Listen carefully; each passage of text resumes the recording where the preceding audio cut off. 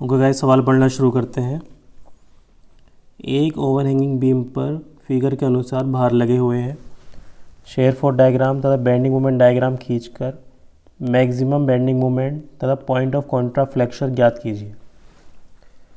Guys, figure में आपको एक वन साइडेड ओवरहैंगिंग बीम दिखाई गई है जो सपोर्ट ए और बी पर टिकी हुई है तथा सपोर्ट बी से बाहर की ओर ओवरहैंग कर रही है। बिंदु सी के ऊपर 10 किलो न्यूटन का पॉइंट लोड लगा है तथा सपोर्ट ए और सी तक 20 किलो न्यूटन पर मीटर का यूडीएल लगा है।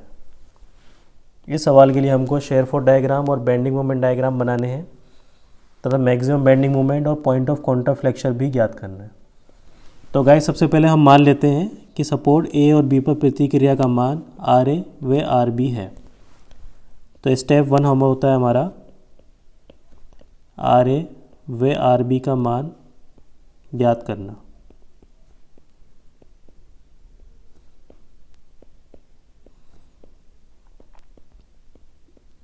ओके गाइज, हम मानते हैं कि एक संतुलित बीम है, एक बैलेंस बीम है। तो इसका मतलब ये हुआ कि जो ऊपर से आने वाले फोर्सेस हैं उन्हें नीचे से लगने वाले फोर्सेस बैलेंस कर रहे हैं। मींस ऊपर और नीचे वाले फोर्सेस एक दूसरे को बैलेंस कर रहे हैं। तो इस थ्योरम का यूज़ करते हुए हम आर आर बी का मान निकालेंगे। तो नीचे से लगने वाले फोर्सेस है आर ए व R B, means R A plus R B, और ऊपर से लगने वाले फोर्सेस में हमारी 10 किलो न्यूटन का पॉइंट लोड और 20 किलो न्यूटन पर मीटर का यूडीएल 7 मीटर की लेंथ में। ठीक है। तो 10 प्लस यूडीएल कितना 20 इंटू 7 मीटर की लेंथ में। तो ये आता है हमारा 10 प्लस 140 बराबर हो जाता है 150। तो R A plus R B बराबर हो जाता है हमारा 150। इसको मैं इक्वेशन 1 कर देता हूँ। अगला होता है ए के सापेक्ष आघूर्ण लेने पर।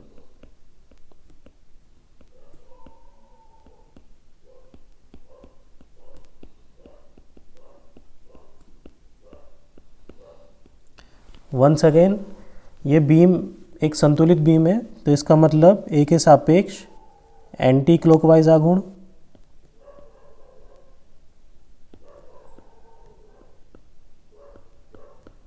बराबर होंगे क्लॉकवाइज आघूर्ण।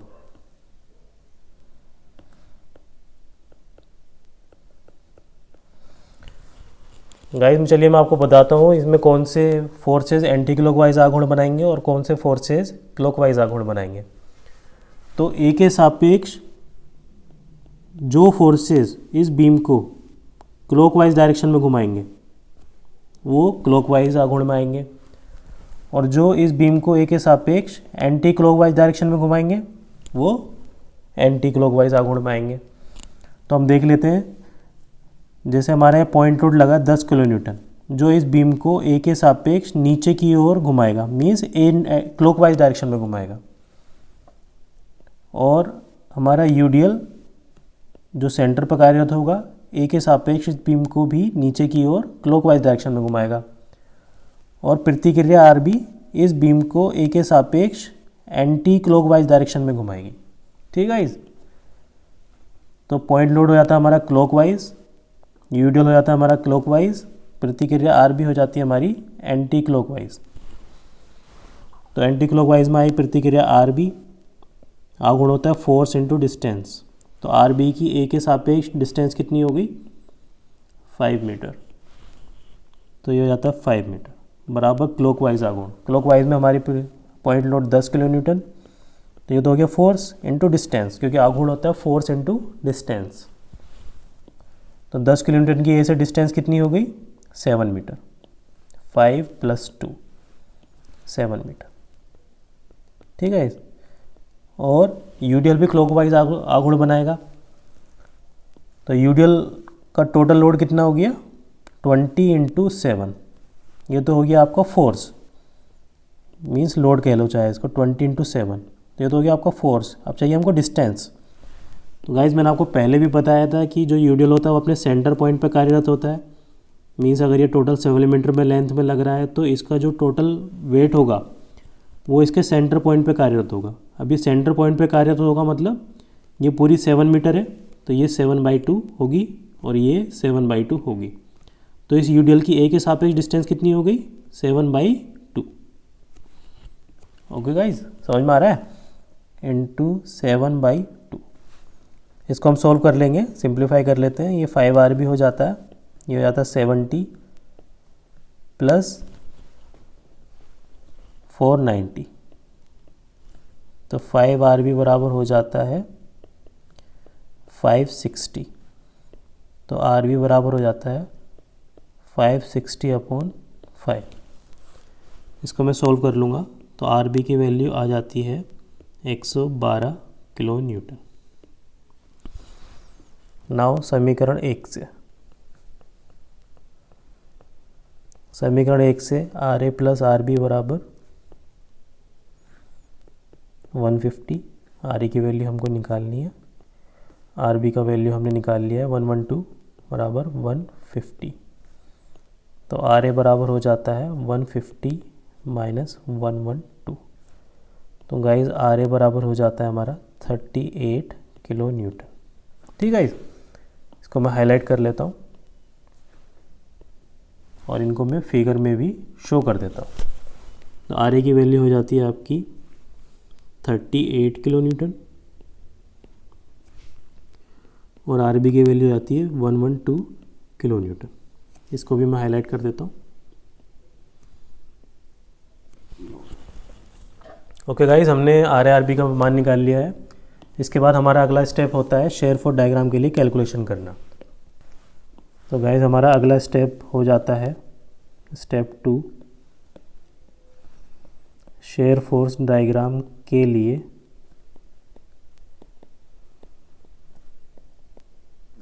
कैलकुलेशंस करना। ठीक है, राइट साइड से शुरू करेंगे।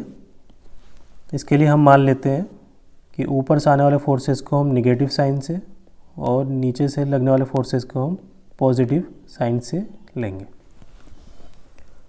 राइट साइड से शुरू करेंगे बिंदु सी से। तो shear force at C on A right side, इसका मतलब हुआ बिंदु सी के राइट साइड में कोई फोर्स लगा है। तो गाइस फिगर देख के हमको लग रहा है कि बिंदु सी के राइट साइड में कोई फोर्स नहीं लगा है, तो इसलिए 0 किलो न्यूटन आएगा। Shear force at C on A right side 0 kilo newton. Next है shear force at C on A left side. Guys पुरानी फिगर ऐसी उतारेंगे। ऑन ए लेफ्ट साइड का मतलब हुआ उस बिंदु के ठीक ऊपर या नीचे कोई फोर्स लगा है। तो गाइस बिंदु सी के ऊपर 10 किलो न्यूटन का पॉइंट लोड लगा है और ये ऊपर से लगा है, तो इसलिए माइनस में आएगा। तो ये आता है -10, तो ये आता है टोटल -10 किलो न्यूटन। नेक्स्ट है shear force at C on A left side. Previous figure ऐसी उतारेंगे। ऑन ए लेफ्ट साइड का मतलब हुआ guys sorry shear force at B निकालेंगे हम। तो shear force at B on A right side, previous figure ऐसी उतारेंगे। ऑन ए राइट साइड का मतलब हुआ बिंदु बी के राइट साइड में बिंदु सी तक कोई फोर्स लगा है। तो गाइज फिगर के अनुसार बिंदु बी के राइट साइड में बिंदु सी तक 20 किलो न्यूटन पर मीटर का यूडीएल लगा है, बट 2 मीटर की लेंथ में। ठीक है गाइज, और ये ऊपर लग रहा है तो इसलिए माइनस में आएगा कितना 20 किलो न्यूटन पर मीटर का, बट 2 मीटर लेंथ ली जाएगी यहाँ पर, क्योंकि बिंदु बी के राइट साइड में 2 ही मीटर है। इसको मैं सोल्व कर लेता हूँ। तो यहाँ -10 -40 बराबर हो जाता है -50 किलो न्यूटन। ठीक है, now shear force at B on A left side. Previous figure ऐसे उतारेंगे -50 ऑन ए लेफ्ट साइड का मतलब हुआ उस बिंदु के ठीक ऊपर या नीचे कोई फोर्स लगा है। तो गाइस बिंदु बी के ऊपर तो कुछ नहीं लगा, बट बिंदु बी के नीचे प्रतिक्रिया आर बी लगी है और ये नीचे से लगी है, तो इसलिए प्लस में आएगी। कितना 112 किलो न्यूटन। ठीक है गाइस, इसको मैं सॉल्व कर लेता हूँ। तो ये आता है प्लस में 62 kilo newton. Okay guys, now shear force at A, अगला बिंदु है on A right side. Previous figure ऐसे उतारेंगे, A on A right side का मतलब हुआ बिंदु ए से उसके पहले वाले बिंदु बी तक कोई फोर्स लगा है तो गाइस फिगर में हमको लग रहा है बिंदु ए के राइट साइड में बिंदु बी तक 20 किलो न्यूटन का पॉइंट लोड लग रहा है, बट 5 मीटर की लेंथ कैलकुलेशन में ली जाएगी। तो ये यूडियल लग रहा है और ये ऊपर लग रहा है तो इसलिए माइनस में आएगा। कितना लग रहा है 20 किलो न्यूटन पर मीटर, बट 5 मीटर लेंथ ली जाएगी। ओके गाइस, तो ये हो जाता है 62 माइनस 100 बराबर आ जाता है माइनस के 38 किलो न्यूटन। नेक्स्ट आता है shear force at A on A left side. तो यह था माइनस के 38 ऐसे उतारा जाएगा। ऑन ए लेफ्ट साइड का मतलब हुआ उस बिंदु के ठीक ऊपर या नीचे कोई फोर्स लगा है तो बिंदु ए के ऊपर तो कोई फोर्स नहीं लगा, बट नीचे प्रतिक्रिया आर भी लगी है और ये नीचे से लग रही है तो इसलिए प्लस में आएगी। और कितनी लगी है 38 आर ए की वैल्यू, तो ये हो जाता है 0 किलो न्यूटन। ओके गाइस, इस तरीके से हमने प्रत्येक बिंदु पर शेयर फोर्स के मान निकाल लिए हैं। इनको मैं हाईलाइट कर देता हूँ क्योंकि इन वैल्यूज़ के आधार पर ही हम शेयर फोर्स डायग्राम को ड्रॉ करेंगे।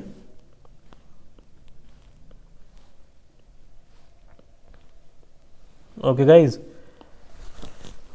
शेयर फोर्स डायग्राम को ड्रॉ करते हैं। फर्स्ट है shear force at C on A left side 0 kilo newton. तो ये जी सी पर है 0 किलो न्यूटन, इसको मैं लिख देता हूँ। फिर सी पर ही है माइनस के 10 किलो न्यूटन, तो ये यहाँ पर आ जाता है माइनस में तो नीचे आएगा 10 किलो न्यूटन। फिर बिंदु बी पर है on A right side minus के 50 किलो न्यूटन, तो ये यहाँ पर आ जाएगा माइनस में तो नीचे आएगा, माइनस के है तो नीचे आएगा 50 किलो न्यूटन। फिर बिंदु बी पर ही है प्लस के 62 किलो न्यूटन, तो ये प्लस में है तो ऊपर चला जाएगा। ये सपोज यहाँ पर आ जाता है कितना है 62 किलो न्यूटन। ठीक है। इस फिर अगला है बिंदु A on A right side minus के 38 किलो न्यूटन, तो ये यहाँ पर आ जाता है कितना है 38 किलो न्यूटन। ठीक है। फिर बिंदु ए पर आ जाता है 0 किलो न्यूटन, तो ये हो जाता है आपका 0 किलो न्यूटन। अब गाइस मैं इन सबको मिला देता हूँ। फर्स्ट है 0 to 10, फिर आता है 10 to 50, फिर 52 हो जाता है 62, फिर 62 से हो जाता है 38, फिर 38 से हो जाता है बिंदु ए। ठीक है। इस तरीके से मैंने शेयर फोर्स डायग्राम को ड्रॉ कर लिया है। ऊपर वाले को हम पॉजिटिव लिख देते हैं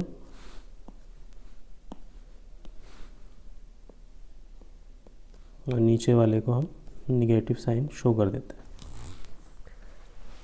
गाइस आपको फिगर के अकॉर्डिंग एक ऐसा बिंदु नज़र आ रहा होगा जहाँ पे शेयर फोर्स डायग्राम प्लस से माइनस या माइनस से प्लस की तरफ जा रहा है, ये वो बिंदु है।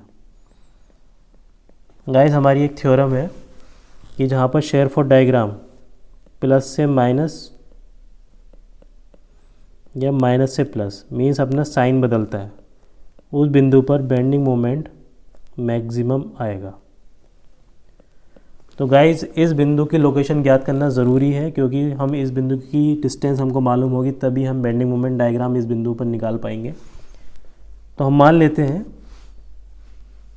कि ये बिंदु डी है और ये सपोर्ट बी से x मीटर की दूरी पर है।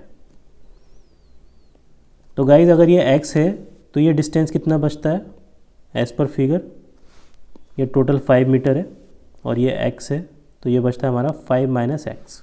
इसको मैं लिख देता हूँ, ये हो जाता है 5 माइनस एक्स। ठीक है। और ये 62 है तो ये वर्टिकल वाली 62 होगी और ये 38 है तो ये 38 होगी। इसको निकालने का तरीका ये होता है गाइस, चलिए मैं पहले तो ये पुराना वाला मिटा देता हूँ सब। तो हमें क्या करना है x का मान ज्ञात करना है, x का मान। ठीक है गाइस, इस पर फिगर ये दोनों त्रिभुज एक समरूप त्रिभुज है। तो समरूप त्रिभुज की प्रॉपर्टी होती है कि इनकी भुजाओं मतलब समरूप त्रिभुज में, मैं भी लिख भी देता हूँ, समरूप त्रिभुज में भुजाओं का अनुपात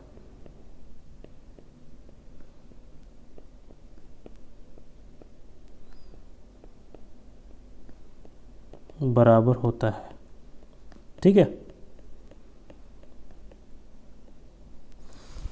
तो मीन्स अलग अलग जो दो त्रिभुज है जो समरूप हैं उनकी अलग अलग भुजाओं का अनुपात बराबर होगा।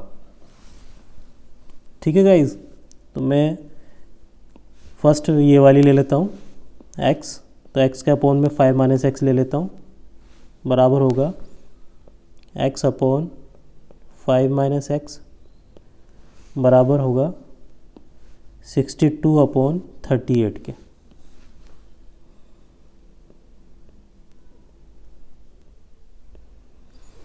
ठीक है,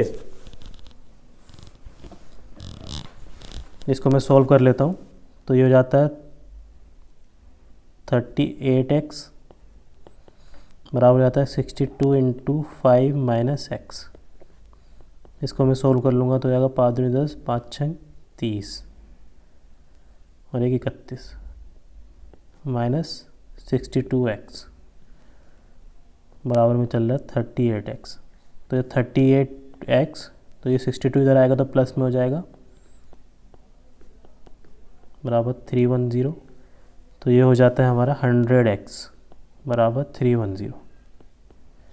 इसको मैं सोल्व करूँगा 310 अपॉन 100, तो ये हो जाता है 3.1 मीटर। तो गाइस x की वैल्यू आ जाती है हमारी 3.10 मीटर। इसको मैं अपना फिगर में भी शो कर देता हूँ। तो x की वैल्यू आ जाती है हमारी 3.10 मीटर। इसको मैं यहाँ पर भी शो कर देता हूँ। ये यहाँ पर आता है बिंदु D और ये आ जाता है आपका 3.10 मीटर सपोर्ट B से। ओके गाइज, इसके बाद हम बेंडिंग मोमेंट डायग्राम के लिए कैलकुलेशन करेंगे। ओके गाइज, हमारा अगला स्टेप होता है स्टेप 3।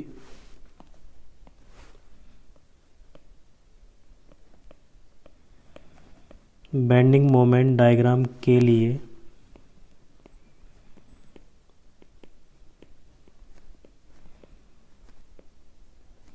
कैलकुलेशंस करना। ओके गाइज, सभी सवाल एक जैसे होते हैं, बस आपको इक्वेशन बनाना आना चाहिए, आपके कॉन्सेप्ट क्लियर होने चाहिए। ठीक है, तो राइट साइड से शुरू करेंगे बिंदु सी से। तो bending moment at C, guys मैं आपको फिर से बताता हूँ, किसी बिंदु पर बेंडिंग मोमेंट का मान उसके राइट साइड में या लेफ्ट साइड में लगने वाले फोर्सेस के उस बिंदु के सापेक्ष आघूर्णों के योगफल के बराबर होता है। तो हमें राइट साइड लेना है या लेफ्ट साइड लेना है, तो हम इन सवालों में किसी बिंदु के सापेक्ष बेंडिंग मोमेंट निकालते हुए राइट साइड में जो भी फोर्सेस आएंगे उनको कैलकुलेशन में लेते हैं। ठीक है, तो बिंदु सी से हम शुरू करेंगे।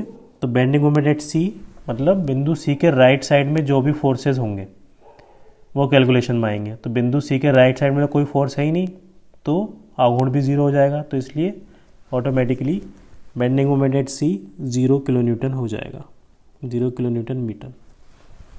नेक्स्ट है बेंडिंग मोमेंट एट बी। इसका मतलब हुआ बिंदु बी के राइट साइड में जो भी फोर्सेस आएंगे उनका बिंदु बी के सापेक्ष आघूर्णों का योग बेंडिंग मोमेंट एट बी होगा।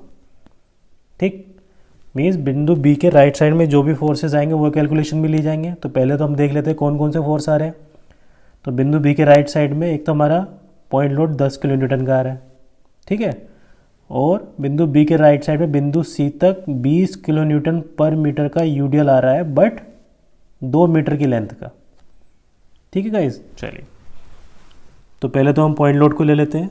अभी ऊपर से लग रहा है तो इसलिए माइनस में आएगा कितना, 10 किलो न्यूटन का इंटू डिस्टेंस, क्योंकि आघूर्ण होता है फोर्स इंटू डिस्टेंस। तो बिंदु बी से 10 की डिस्टेंस कितनी है, 2 मीटर, तो इसलिए ओके गाइस। और एक तो हमारा यूडियल लग रहा है, यूडियल भी ऊपर से लग रहा है तो इसलिए आएगा माइनस में। और कितना लग रहा है 20 किलो न्यूटन पर मीटर का 2 मीटर की लेंथ में, क्योंकि 2 मीटर की लेंथ ही आ रही बी के राइट साइड में, है ना। बी के राइट साइड में 2 मीटर की लेंथ का यूडियल ही कंसीडर किया जाएगा, ये आप अच्छे से समझ लें। ये तो हो गया आपका फोर्स। अब हमको चाहिए डिस्टेंस, क्योंकि आउटपुट होता है फोर्स इनटू डिस्टेंस। तो गाइज मैंने आपको पहले ही बताया था कि जो भी यूडियल होता है उसका जो टोटल वेट होता है वो उसके सेंटर पॉइंट पे कार्यरत करता है, ठीक है। तो अगर ये सेंटर पॉइंट पे कार्यरत है और ये टोटल 2 मीटर लेंथ है, तो ये कितना बचा, इसका हाफ 2/2, और ये भी 2/2, है ना। तो इस यूडियल की बिंदु बी से डिस्टेंस कितनी हो गई, 2/2। तो डिस्टेंस कितनी आएगी, 2/2, ठीक है गाइज। इसको मैं थोड़ा सोल्व कर लेता हूँ। ये हो जाता है -20, ये हो जाता है 10 × 2 × 2 मीन्स 40, तो ये आता है -60 kilo newton metre bending moment at B, ठीक है। आई होप कि आपको कॉन्सेप्ट क्लियर हो रहा होगा, और आपके कॉन्सेप्ट क्लियर है तो गाइज आप किसी भी तरह की इक्वेशन बना सकते हैं, आपको कभी कोई प्रॉब्लम नहीं आएगी। नेक्स्ट है बेंडिंग मोमेंट एट डी। इसका मतलब हुआ डी के राइट साइड में जो भी फोर्स आएंगे उनको कैलकुलेशन में लिया जाएगा।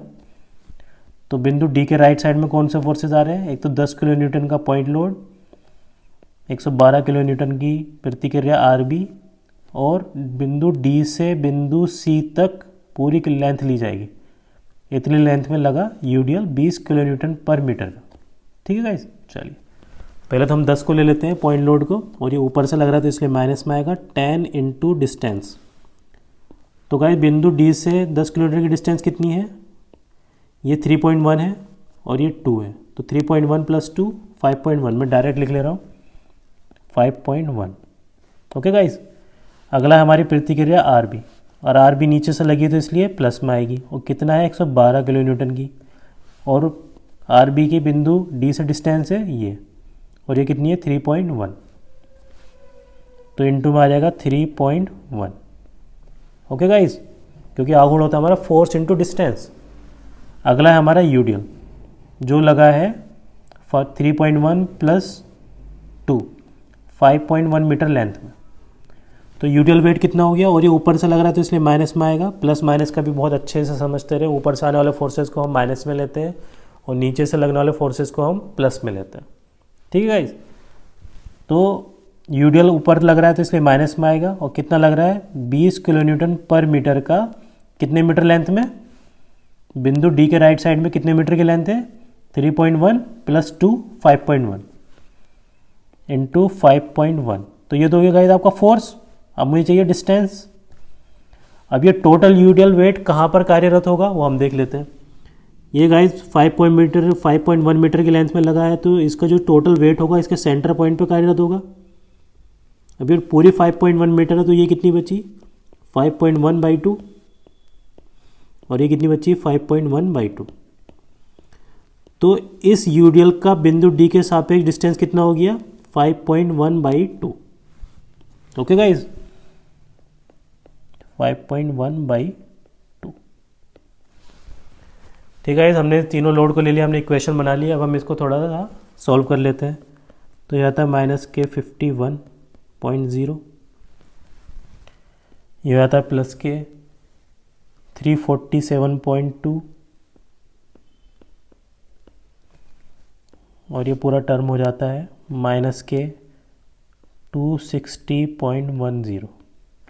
इसको मैं सॉल्व करूँगा तो प्लस के आएगा 36.1 kilo newton metre. Okay guys, next आता है बेंडिंग मोमेंट एट ए बराबर वही वंस अगेन बिंदु ए के राइट साइड में जो भी फोर्सेस आएंगे वो कैलकुलेशन में लिए जाएंगे। मैं आपको फिर समझा देता हूँ। बिंदु ए के राइट साइड में 10 kilo newton, R B 112 kilo newton, और पूरी लेंथ में लगने वाला यूडियल, इसमें लेंथ आएगी 7 मीटर, 5 + 2 7 मीटर। ठीक है, चलिए मैं इक्वेशन बनाना शुरू करता हूँ।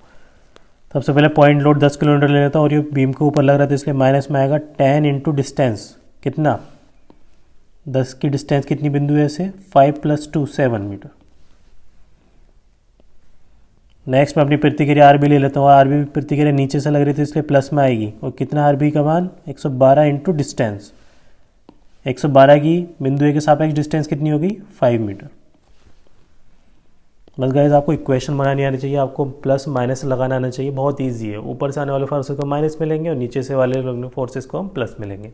आगुण होता है फोर्स इंटू डिस्टेंस, वही आपको देखना है। अगला है यूडियल।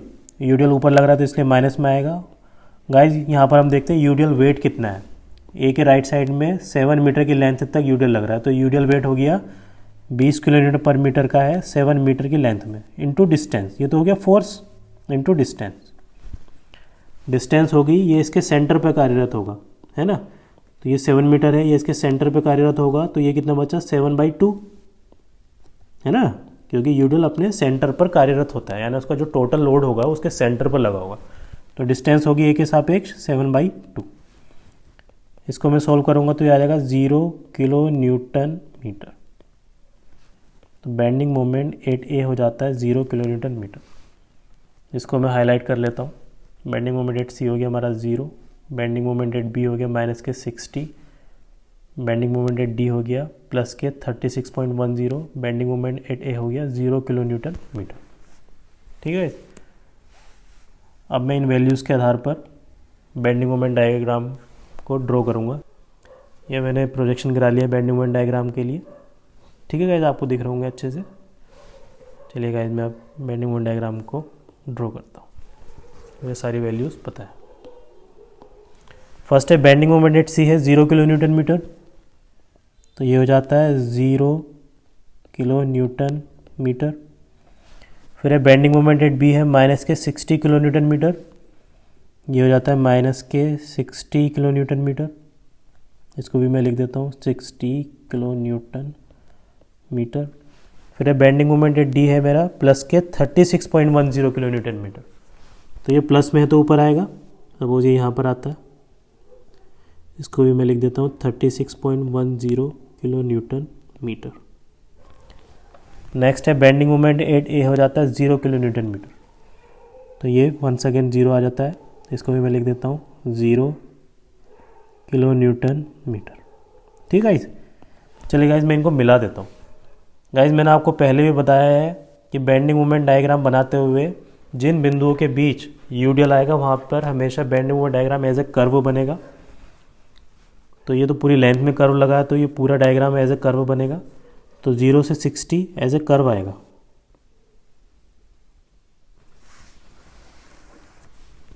ठीक है गाइस, ये ओके गाइस, इस तरीके से ये हमारा बेंडिंग मोमेंट डायग्राम बन जाता है। ऊपर वाले को हम प्लस में और नीचे वाले को हम माइनस में लेंगे। गाइस आपको फिगर के अकॉर्डिंग नज़र आ रहा होगा कि एक जगह पर बेंडिंग मोमेंट डायग्राम प्लस से माइनस की ओर या माइनस से प्लस की ओर होता हुआ गुजर रहा है। ठीक है, तो ऐसे बिंदु को जहाँ पर बेंडिंग मोमेंट डायग्राम प्लस से 0 होते हुए माइनस में जाता है या माइनस से 0 होते हुए प्लस में जाता है, तो ऐसे बिंदु को हम नति परिवर्तन बिंदु बोलते हैं। मान लीजिए इस बिंदु को हम बिंदु ई बोल देते हैं, तो बिंदु ई हुआ हमारा गाइस नति परिवर्तन बिंदु, जो सवाल के स्टार्टिंग में जिसको हम पॉइंट ऑफ कॉन्ट्राफ्लेक्शन कह रहे थे। ठीक है, तो बिंदु ई हुआ नति परिवर्तन बिंदु। ठीक है गाइस, तो मैंने आपको ये समझा दिया है, जहाँ पर बेंडिंग मोमेंट डायग्राम प्लस से माइनस की ओर 0 होता हुआ या माइनस से प्लस की ओर जाता है जिस बिंदु पर, तो उस बिंदु को नति परिवर्तन बिंदु ई बोलते हैं। तो अकॉर्डिंग टू क्वेश्चन हमको बिंदु ई की स्थिति भी याद करनी है।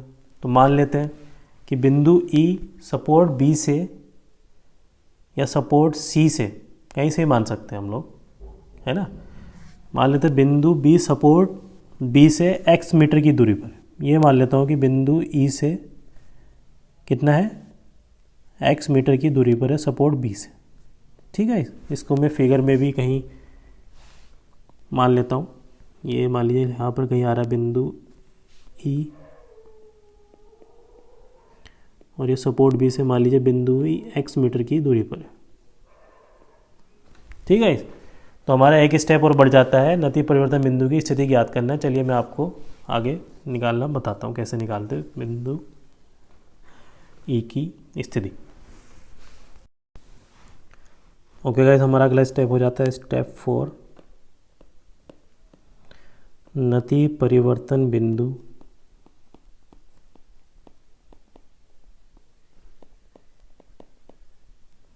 बिंदु ई की स्थिति ज्ञात करना।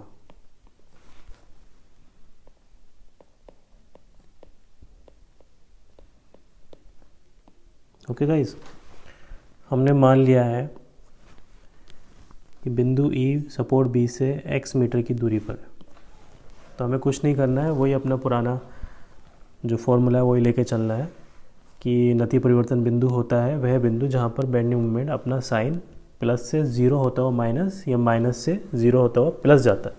ठीक है, तो ऐसे बिंदु को नति परिवर्तन बिंदु कहते हैं। इसका मतलब हुआ कि बेंडिंग मोमेंट एट ई बराबर 0 होगा। ठीक है, ये हमारी इक्वेशन है। तो हमने क्या करना है, जैसे हम नॉर्मली बाकी बिंदुओं पर हम बेंडिंग मोमेंट निकालते थे वही निकाल कर हम उसको 0 के बराबर कर देंगे, फिर हम उसको जब सॉल्व करेंगे तो हमारी x की वैल्यू निकल आएगी। ठीक है, तो किसी बिंदु पर बेंडिंग मोमेंट का मान क्या होता था, उसके राइट साइड में जो भी फोर्सेज आएंगे वो कैलकुलेशन में ले जाएंगे। तो बिंदु ई के राइट साइड में कौन से फोर्सेज हैं, एक तो 10 किलो न्यूटन का पॉइंट लोड, एक प्रतिक्रिया आर बी और x+2 मीटर लेंथ का यूडियल, क्योंकि ये x है और ये 2 मीटर, तो x+2 हो गया ये, है ना। चलिए सबसे पहले पॉइंट लोड ले लेते हैं। अब पॉइंट लोड नीचे से ऊपर से लग रहा है तो इसके माइनस में आएगा 10 इंटू डिस्टेंस। तो बिंदु ई से 10 की डिस्टेंस कितनी हो गई, ये हो गया x और ये हो गया 2, तो x+2।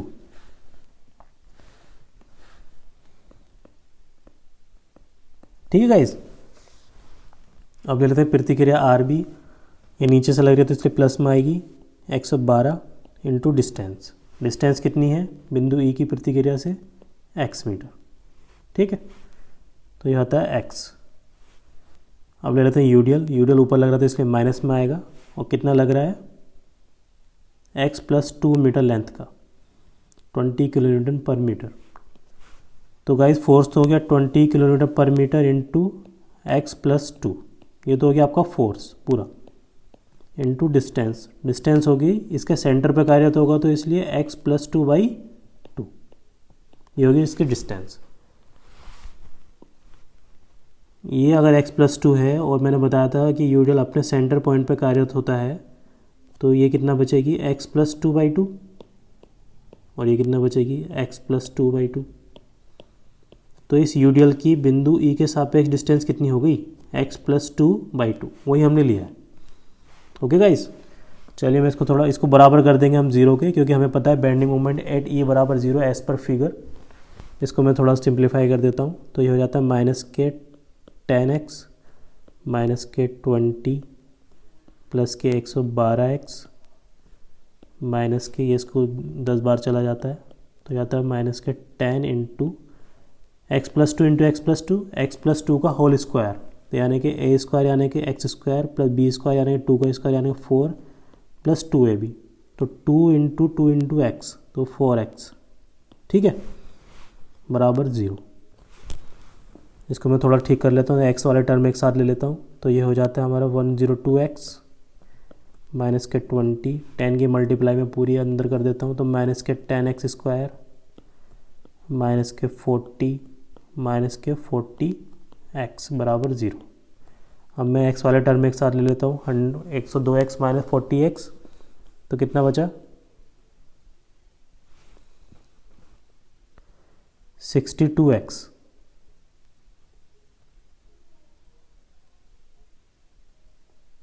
ये बचता है 62x प्लस में ये माइनस के 40 और माइनस के 20 माइनस के 60 माइनस के 10 स्क्वायर बराबर 0। इसको मैं एक्स स्क्वायर पहले ले लेता हूँ, माइनस के 10x स्क्वायर प्लस के 62x माइनस के 60 बराबर 0। एक्स वाला टर्म अमूमन हम माइनस में नहीं लेते, तो इसलिए पूरी समीकरण माइनस से मल्टीप्लाई करने पर तो यह आता है 10x स्क्वायर माइनस के 62x प्लस के 60 बराबर 0। ठीक है, ये हमारी समीकरण बन जाती है। इसको मैं हाईलाइट कर लेता हूँ, ये हमारी इक्वेशन है। इसकी मैं कंपेयरिंग करता हूँ X square plus B X plus C से, तुलना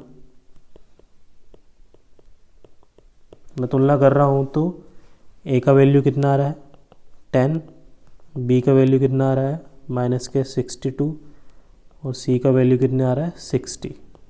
ठीक है गाइस,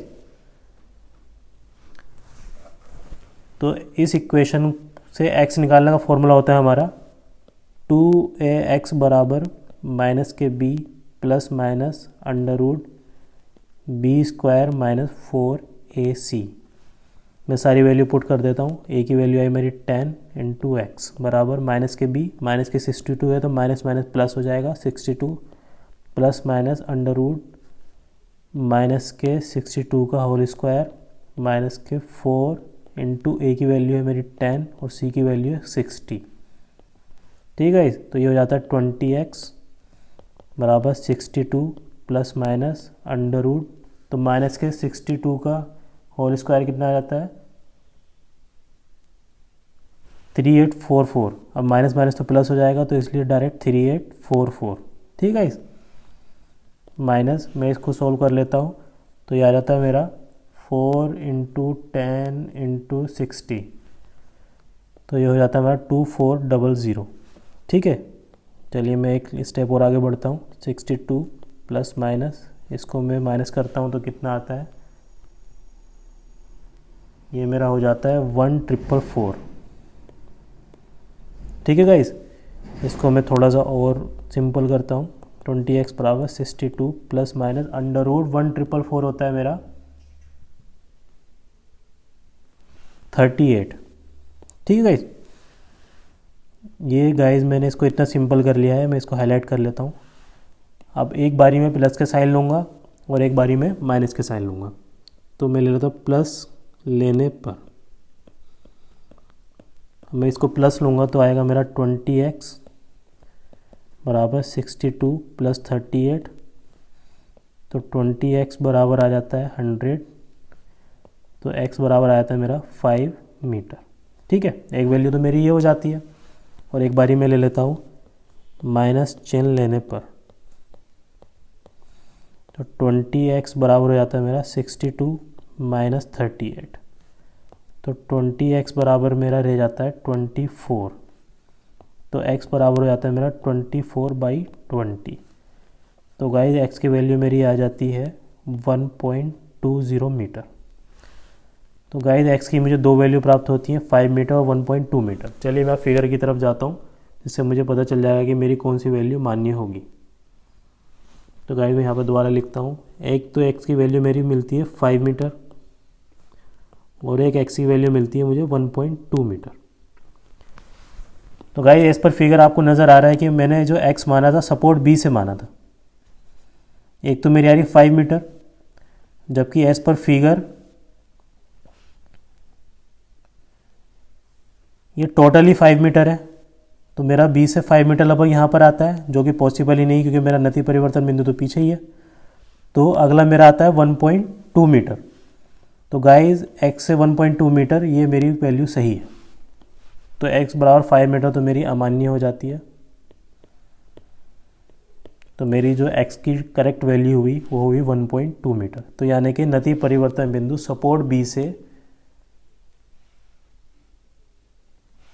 नति परिवर्तन बिंदु सपोर्ट b से मेरा 1.2 मीटर की डिस्टेंस पर है।